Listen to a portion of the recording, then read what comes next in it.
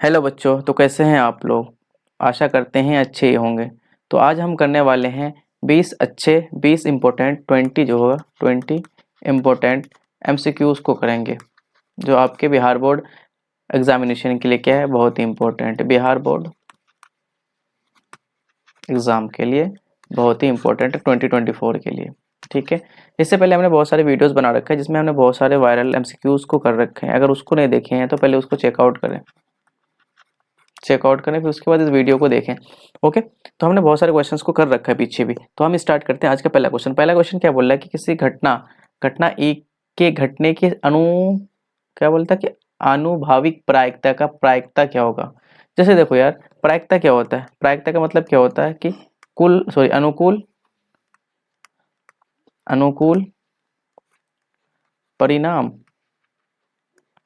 Upon कुल परिणाम, यही होता है प्रायिकता का मान। परिणाम, कोई घटना होने की या ना होने की प्रायिकता क्या होती है, ये होती है। तो ये देखो इनमें से कौन सा सही होगा। अब क्या शुद्ध हिंदी में लिखा है इसने, क्या बोला कि अभिप्रयोगों की कुल संख्या भाग भाग मतलब इसका मतलब बटे होता है, बटे अभिप्रयोगों की कुल जिन घटनाओं की घटी। नहीं, ऐसा नहीं होता ना, ये होता है कुल संख्या तो नीचे होता है और जो घटना घटी वो ऊपर होता है, तो गलत है। अभिप्रयोगों की संख्या जिसमें घटना घटी हो, हाँ घटना घटा है, ठीक है, ये वाला घटना अनुकूल परिणाम। अभी परियोगों की कुल संख्या बिल्कुल सही है, नीचे क्या होता है कुल, ऊपर होता है घटना घटना घटने की प्रायिकता। तो ऑप्शन नंबर यहाँ पे क्या हो जाएगा मेरे पास, बी। बी हमारे यहाँ पे क्या होगा, सही आंसर हो जाएगा। ठीक है। चलो अगला क्वेश्चन, क्वेश्चन नंबर कितना, 2। क्वेश्चन नंबर 2 में क्या बोल रहा है कि टिकटों जिन पर क्रम से इतना एक टिकट लिखा हुआ है, जिसमें क्या लिखा हुआ है 1 2 3, इस तरह से कहाँ तक लिखा हुआ है, 20 तक लिखा हुआ है। ठीक है। तो बोल रहा है कि यदृच्छा एक टिकट को निकाला जाता है तो 5 के गुणज की प्रायिकता होने की क्या प्रायिकता होगी, कि 5 के गुणज की संख्या होने की क्या प्रायिकता होगी। तो 5 का गुणज देखो यहाँ पे क्या होगा, 5 का गुणज 5 के गुणज में कौन कौन आएगा, 5 आएगा, 10, मतलब 5 का गुणज मतलब 5 के पारे में कौन कौन, 10 15 20, ये संख्या आएगा, इसके अलावा कुछ और आएगा, नहीं आएगा। तो प्रायिकता क्या होंगे, मैं मांग रहा है कि प्रायिकता 5 का गुणज, 5 का गुणज। तो प्रायिकता का मान क्या होता है, अनुकूल परिणाम अपनुकूल परिणाम। अनुकूल परिणाम कितना, 1 2 3 4, क्योंकि 5 का गुणज कितना बड़ा है, 4 बार आया है। और कुल परिणाम कितना है, 20, 1 से 20 तक है तो 20। तो 4/20 मतलब 1/, कितना हो जाएगा 5, 1/5। आपका ऑप्शन कौन सा हो जाएगा, ऑप्शन नंबर बी हमारे यहाँ पे राइट उत्तर हो जाएगा। ओके ठीक है। चलो अगला question, question number 3। Question number 3 में बोल रहा है कि 13 और 19 के बीच समांतर माध्य निकालना है। माध्य निकालना है तो कुछ नहीं करना, समांतर माध्य का मतलब दोनों को जोड़ दो, 2 से भाग दे दो, 13 + 19 अपॉन में 2। तो कितना हो जाएगा, ये 19 और 16 32 हो जाएंगे। 19 और 13 कितना हो जाएगा, 32, 32/2, इसका मतलब कितना हो गया, 16। ऑप्शन क्या हो जाएगा, ऑप्शन नंबर बी। बी हमारा क्या हो जाएगा यहाँ पे, सही उत्तर हो जाएगा। ठीक है। चलो अगला क्वेश्चन, क्वेश्चन नंबर कितना, 4। क्वेश्चन नंबर 4 में बोला है कि एक बेलन तथा एक शंकु के आधार की त्रिज्या लिखना था। यहाँ पे त्रिज्याएं 3 देखो, एक शंकु है, पहले क्या है बेलन, और एक क्या है शंकु। इसका त्रिज्याओं का अनुपात दे रखा है, इसका त्रिज्या R1, इसको त्रिज्या को R1 बोल देता हूँ, इसका त्रिज्या को R2। इसका अनुपात दे रखा है कितना, R1:R2 का वैल्यू कितना दे रखा है, 3:4 दे रखा है। ठीक है। और इसकी ऊंचाइयों का अनुपात, इसका H1 बोल देता हूँ और इसको H2 बोल देता हूँ, इनका अनुपात कितना दे रखा है, 2:3। ठीक है। तो इनके आयतनों का अनुपात क्या होगा, तो देखो यार, आयतनों का अनुपात बोला तो पहले बेलन का आयतन, तो बेलन का आयतन अनुपात क्या होगा, शंकु का आयतन, यही होगा फॉर्मूला में। शंकु, तो बेलन का आयतन क्या होगा, पाई R1 का स्क्वायर H1, क्योंकि इसका R1 H1 माना बेलन को, और शंकु को क्या बोलेंगे, 1/3 होता है पाई R2 का स्क्वायर इंटू H2, ये होगा। ठीक है। तो देखो यार, अब क्या क्या हो सकता है इनमें से, कुछ जो कैंसिल हो रहा है उसको कैंसिल कर दो, काट दो। पाई से तो पाई खत्म। R1 का मान कितना है, R1 3, तो 3 का स्क्वायर इंटू H1 कितना है 2, तो 2 अनुपात 1/3। R2 कितना है मेरे भाई, 4, तो 4 का स्क्वायर इंटू H कितना है, H2 कितना 3, ये 3 हो जाएगा। ओके। 3 का स्क्वायर 9 इंटू 2, अच्छा ये 3 से ये 3 खत्म हो जाएगा, अनुपात बचेगा 4 चौके 16। ठीक है। 2 के टेबल से और 2 एकम 2, 2 8 16, तो यहाँ क्या बचा 9:8। 9:8 हमारा क्या होगा यहाँ पे, सही उत्तर ऑप्शन नंबर बी हमारा यहाँ पे सही उत्तर हो जाएगा। ठीक है। चलो अगला क्वेश्चन, क्वेश्चन कितना 5। क्वेश्चन नंबर 5 में बोला कि दो वृत्तों की क्षेत्रफलों का अनुपात, दो वृत्त का क्षेत्रफल का अनुपात देखा कितना, एक्स स्क्वायर अनुपात वाई स्क्वायर, स्क्वायर है, ठीक है। तो इसकी त्रिज्याओं का अनुपात क्या होगा? ये क्वेश्चन 1000 बार करवा रखा हूँ कि त्रिज्याओं का क्षेत्रफल का अनुपात देखा, त्रिज्या का अनुपात मांग रहा है, किसका? त्रिज्या का अनुपात। तो क्या करेंगे, जब भी त्रिज्या से क्षेत्रफल निकालने बोलेंगे तो कुछ नहीं, इसका क्या लगा देना, रूट लगा देना। रूट लगा तो एक्स का स्क्वायर का रूट कितना होगा? एक्स, क्योंकि स्क्वायर से रूट खत्म, यहाँ भी स्क्वायर से रूट खत्म, तो एक्स अनुपात कितना हो जाएगा? वाई। हमारा आंसर क्या हो जाएगा? एक्स अनुपात वाई। ऑप्शन नंबर क्या होगा? बी। बी हमारा सही उत्तर हो जाएगा, ठीक है। चलो अगला क्वेश्चन, अगला क्वेश्चन क्या बोल रहा है? क्वेश्चन नंबर 6 में कि भूमि से 100 मीटर की ऊंचाई तथा 60 डिग्री उन्नयन कोण पर उड़ती पतंग की डोरी की लंबाई क्या होगा? क्वेश्चन अच्छा है। ओके देखो,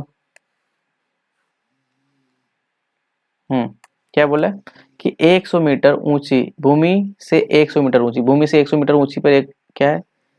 पतंग उड़ रही है, ठीक है। उसका कोण कितना बना रहा है? 60 डिग्री का कोण बना रहे हैं। तो बोल रहा है कि उन्नयन कोण पर उड़ती है तो डोरी की लंबाई, तो ये डोरी होगा, ये वाला डोरी की लंबाई मांग रही है, ये मांग रहा है हमसे, ठीक है। तो इसको मैं नाम दे देता हूँ ए बी सी। तो हमसे मांग रहा है क्या? ए सी का वैल्यू, ये तो हमारा क्या है? डोरी है, ये निकालना है।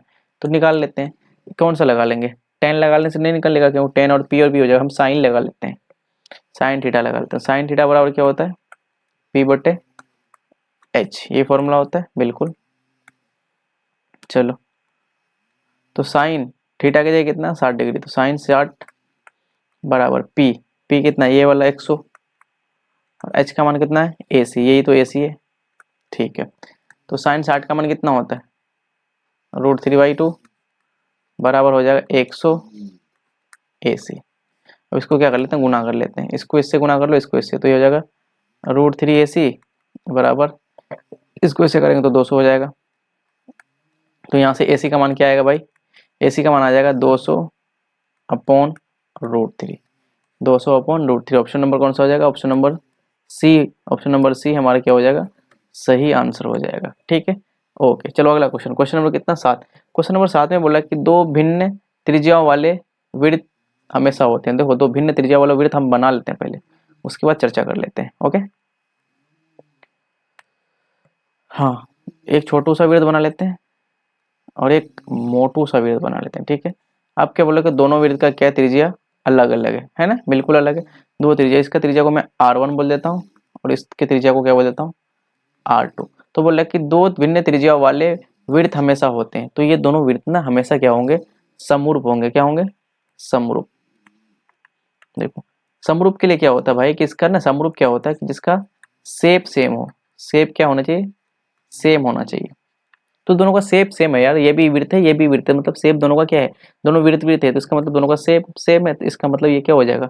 समरूप हो जाएगा। अगर ये सर्वांग सम कैसे होता है अब वो भी देख लो, सर्वांग सम का मतलब भी, उसका ऑप्शन नंबर ए, सर्वांग सम। सर्वांग सम में क्या होता है मेरे भाई? सर्वांग सम में होता है क्या कि शेप क्या होना चाहिए? सेम होना चाहिए। जो बोल रहा है कि समरूप वो भी यहाँ भी होना चाहिए, शेप भी सेम होना चाहिए। लेकिन सर्वांग सम एक और चीज कहता है, इसमें बोला कि भाई जो आपका शेप है ना उसका साइज भी क्या होना चाहिए? सेम होना चाहिए। इसका मतलब ये दोनों वृत्त है, दोनों ठीक है, दोनों का शेप सेम है, सही है, लेकिन दोनों का साइज सेम है नहीं ना, एक छोटू सा है एक मोटू सा है, तो ये बिल्कुल नहीं होगा। सर्वांग सम बोला कि भाई मेरे का साइज भी बराबर चाहिए, साइज छोटा बड़ा नहीं। अगर छोटा बड़ा होगा तो तुम फिर इधर आ जाओ, समरूप बन जाओ, मेरे पास मत आओ, मैं नहीं होने वाला। मैं होने के लिए सर्वांग सम अगर तुम्हें होना है तो मुझे शेप भी सेम दो और दोनों का साइज भी सेम दो, तब मैं सर्वांग सम होगा। इसलिए ये हमारा ऑप्शन यहाँ पे गलत हो जाएगा। हमारा option number B is right answer हो जाएंगे, ओके। चलो ठीक है, अगला question, question number 8। Question number 8 में बोला कि किसी घन के प्रत्येक भुजा m गुना बढ़ा दिया जाता है। कोई एक घन है, उसके प्रत्येक भुजा को क्या बोला? m गुना बढ़ा दिया जाता है। घन है यहाँ पे? नहीं है। चलो, तो देखो कोई एक घन है, छोटू में बना लेता हूँ। एक एक क्या बना दिया मैंने? घन। क्या बोल रहा है कि किसी घन के, इसका मतलब इस घन का क्या है? भुजा पहले a था, अब इसको क्या बोला कि इसकी इस घन का ना प्रत्येक भुजा को कितना बढ़ा दिया? m गुना बढ़ा दिया है। तो मैं बनाता हूँ एक छोटा मोटा सा घन, ठीक है, ऐसा बन गया। अब देखो यार, इसके घन ए था, इसका साइड पहले क्या था? भुजा था, इसका भुजा था पहले ए। अब इसका m गुना बढ़ा दिया तो ये कितना हो जाएगा? m a, क्योंकि m गुना बढ़ा दिया तो m के हो जाएगा। तो इनमें पुराने और नए घनों के पृष्ठ क्षेत्रफल का अनुपात क्या होगा? तो देखो यहाँ पे पुराना कौन है भाई? ये पुराना घन होगा, ये पुराना है और ये हमारा क्या बन गया? नया घन बन गया। तो इन दोनों का पृष्ठ क्षेत्रफल का अनुपात मांगना, पुराना घन का पृष्ठ क्षेत्रफल अपॉन में नया घन का पृष्ठ क्षेत्रफल, इसका अनुपात मांगे। तो पुराने घन का पृष्ठ क्षेत्रफल क्या होगा भाई 6a² और नए वाले का क्या होगा 6a की जगह इसका कितना ma, तो ma का स्क्वायर, ये हो जाएगा। पुराने और नया में यही डिफरेंस होगा और कुछ तो नहीं, ठीक है। तो ऊपर हो जाएगा 6a², नीचे यहाँ पे 6m का स्क्वायर और यहाँ a है तो a का स्क्वायर। तो देखो यहाँ पे a² से तो a² खत्म, 6 से 6 खत्म, बचा गया ऊपर 1 और नीचे m²। तो क्या हो जाएगा आपको 1 m² is the right answer. 1 m², option number A हमारा क्या होगा मेरे भाई सही उत्तर हो जाएगा, ठीक है। चलो अगला क्वेश्चन, क्वेश्चन नंबर कितना 9। क्वेश्चन नंबर 9 में बोला कि निम्नलिखित में कौन केंद्रीय प्रवृत्ति का माप नहीं है। इसका सीधा आंसर है मानक विचलन जो है इसका केंद्रीय प्रवृत्ति का माप नहीं है, इज राइट आंसर हो जाएगा। ऑप्शन नंबर डी हमारे पे सही उत्तर हो जाएगा। ये याद रखना कि ये क्या है मानक विचलन, याद रखिएगा इस चीज को, ठीक है। चलो अगला question, question number 10। Question number 10 में बोले कि एक मीनार की ऊंचाई और उसकी छाया का अनुपात 1:3 है, तो उसके सूर्य का उन्नयन कोण कितना होगा। देखो एक मीनार की छाया का अनुपात दे रखा है, हाँ क्या बोल रहा है कि एक मीनार, ओ भाई यार क्या बन गया, सॉरी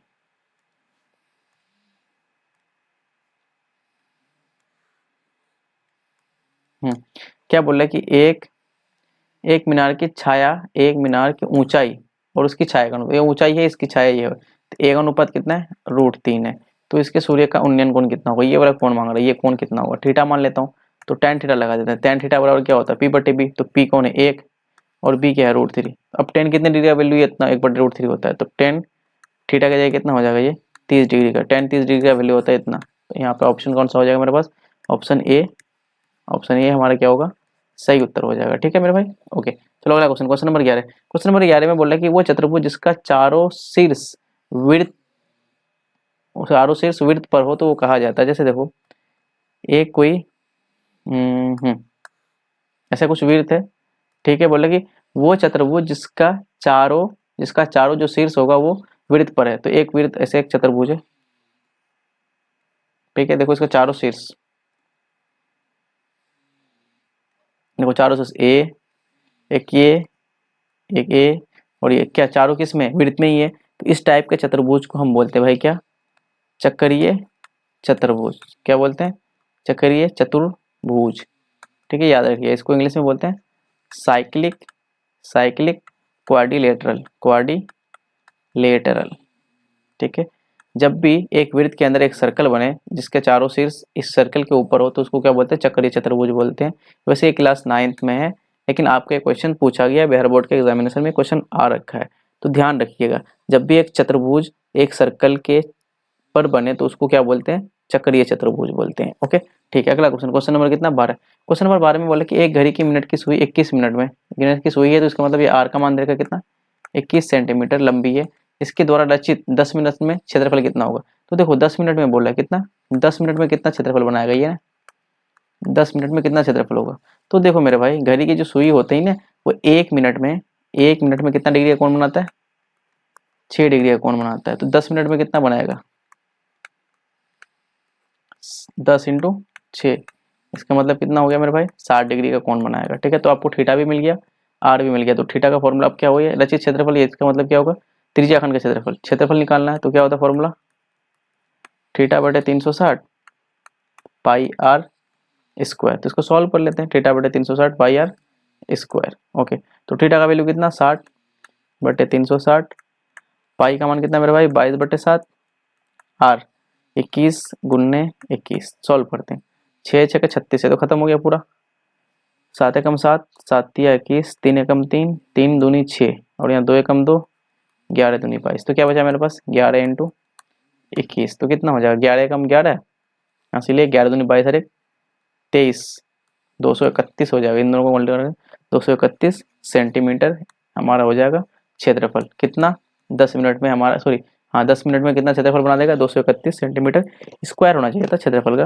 क्योंकि सेंटीमीटर का स्क्वायर होगा क्षेत्रफल है ना, तो सब में स्क्वायर लगा दो। ओके ठीक है, अगला क्वेश्चन, क्वेश्चन नंबर कितना 13। क्वेश्चन नंबर 13 में बोला कि यदि किसी बारंबारता के सारणी का माध्य रेखा कितना, देखो यहाँ पे माध्य कितना है 8.9, माध्य का कितना है 9, तो हमसे क्या मांग रहा है भाई बहुलक। बहुलक इक्वल टू व्हाट, आपको एक फॉर्मूला पता होगा रिलेशन बिटवीन माध्य का एंड बहुलक, क्या होता है 3 माध्य का बराबर होता है 2 बहुलक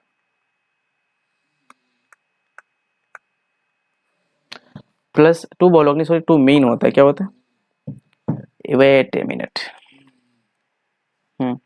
2 माध्य, ये माध्य होता है प्लस बहुलक, ये फॉर्मूला होता है। तो देखो यहाँ पे क्या करते हैं, दोनों का 2 का मान दे रखा है 1 का नहीं, तो उनको पुट कर लेते हैं। 3 माध्यिका का मान कितना दे रखा है 9, तो 3 गुना 9 बराबर 2 गुना माध्य का मान कितना दे रखा है 8.9 प्लस बहुलक। चलो इसको सॉल्व करते हैं, कितना होता है, ये हो जाएगा नौतिया कितना होगा भाई, नौतिया कितना होता है जल्दी बताओ, नौतिया कितना होगा 27, नौतिया हो जाएगा 27, वो तो लिख ही दिया मैंने बराबर। उसके बाद क्या होगा, इन दोनों को गुना करो, कितना है 2 गुना 8.2 कितना होगा, इन दोनों को गुना करेंगे तो 17 पॉइंट कितना आएगा मेरे भाई 8 प्लस बहुलक।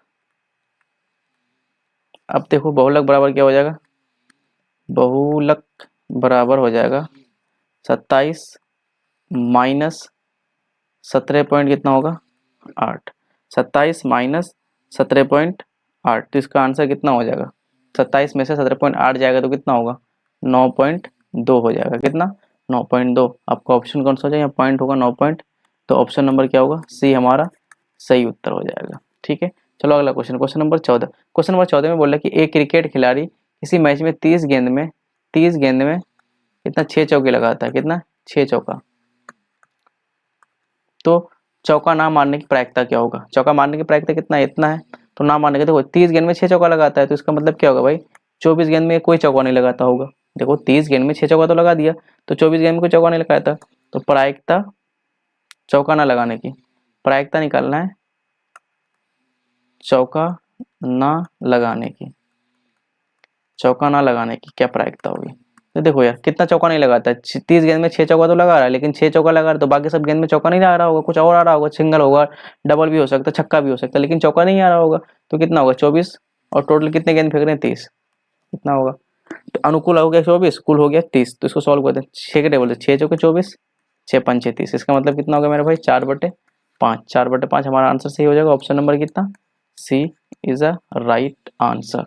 चलो अगला question, question number 15। Question number 15 में क्या बोल रहा है कि ये घनाभ के 3 संगलों का क्षेत्रफल दे रखा है, क्षेत्रफल क्या दे रखा है एक्स स्क्वायर वाई स्क्वायर और जेड स्क्वायर, तो इसका क्या निकालना, मुझे आयतन निकालना, इसको डायरेक्ट फॉर्मूला रखना, आयतन का फॉर्मूला होता है अंडर रूट जो भी क्षेत्रफल देखे उसका square, X square Y square और जेड स्क्वायर, तो v बराबर कितना होगा एक्स स्क्वायर का एक्स, वाई का वाई स्क्वायर का वाई, जेड स्क्वायर का जेड, तो ये हमारा क्या होता है उत्तर होता है X Y Z, D option सही है।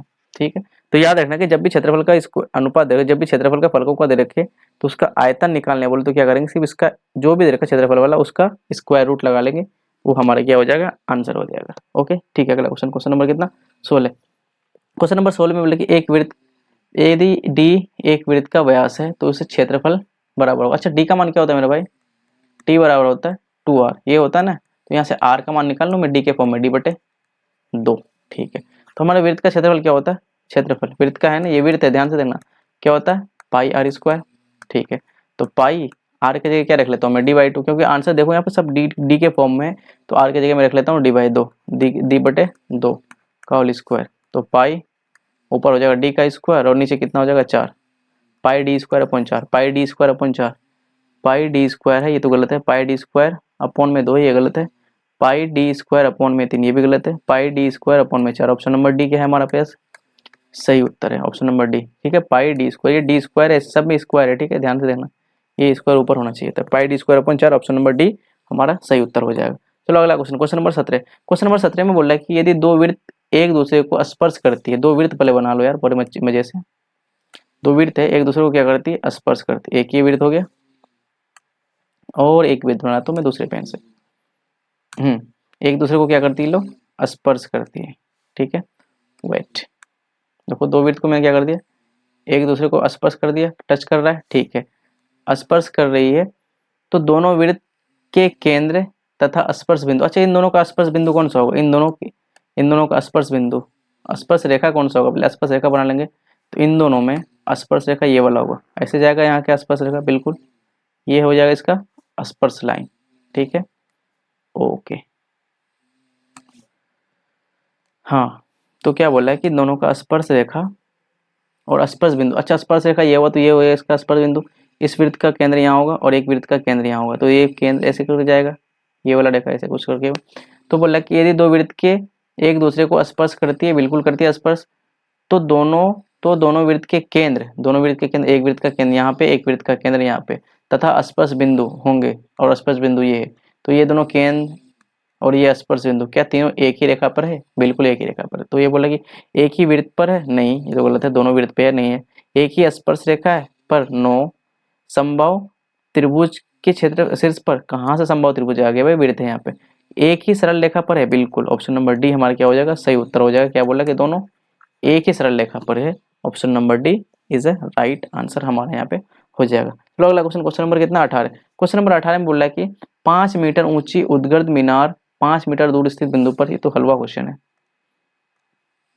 5 मीटर उद्गत मीनार है, ठीक है, 5 मीटर एक मीनार है इसकी, ये 5 मीटर की है और ये भी 5 मीटर है, ठीक है, दोनों 5-5 मीटर की है। तो ये बोला कि ये थीटा कितना बनेगा, तो यहाँ लगा लो ना टेन थीटा, तो टेन थीटा बराबर हो जाएगा पी बटे बी, तो टेन थीटा बराबर पी का मान कितना है 5 और बी का मान भी कितना है 5, तो टेन थीटा बराबर कितना होगा 1, और टेन थीटा कितना का मान 1 होता है, थीटा 45 का मान कितना होता है 1 होता है, टेन 45 डिग्री का मान कितना होता है 1, तो हमारा ऑप्शन नंबर यहाँ पे क्या हो जाएगा, ऑप्शन नंबर बी हमारा क्या होगा, सही उत्तर हो जाएगा, option number B is a right answer. Okay okay,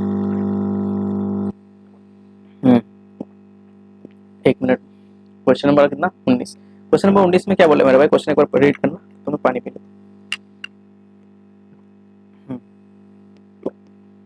question number 19 में बोला कि साइन ए बराबर दे रखा है 8/17, तो हमसे मांग रहा है कॉट ए।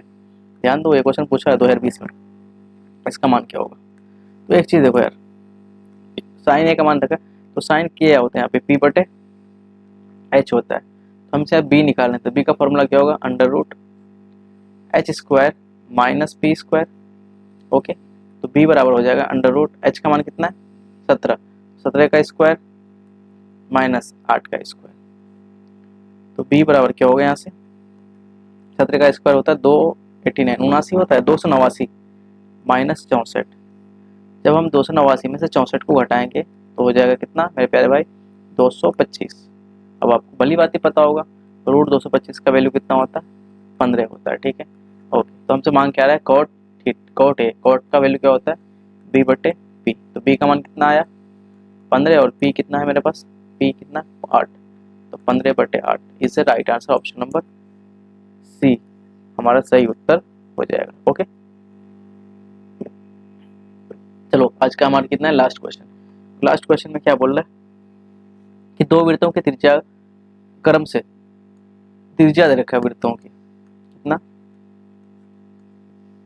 19 और कितना 9 है, उस वृत्त जिसकी परिधि इन दोनों वृत्त की परिधि का योग की त्रिज्या कौन सी होगी। ऐसे क्वेश्चन देख लो, क्वेश्चन बहुत अच्छा है वैसे। दो वृत्त है आपके पास, दो वृत्त है, कितना दो वृत्त है, एक ये वृत्त है एक और वृत्त है, ठीक है,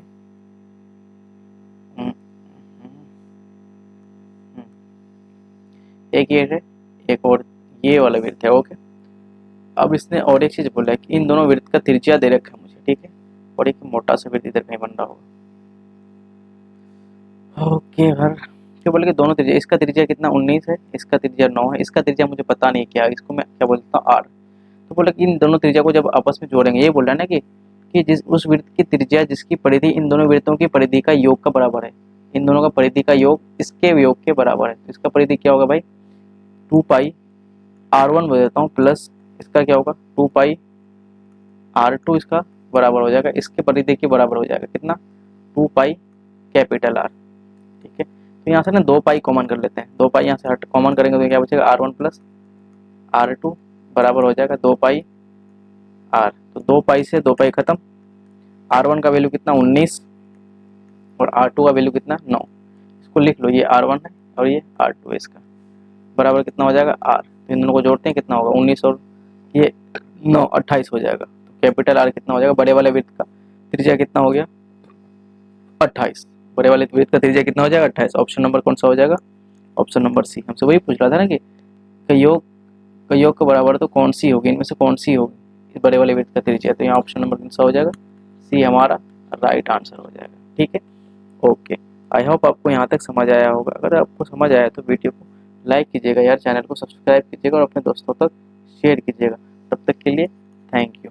मिलते हैं हम फिर नेक्स्ट वीडियो में। ओके, फिर बहुत अच्छी तरीके से बहुत अच्छे अच्छे क्वेश्चंस को लेके आएंगे। Okay, bye.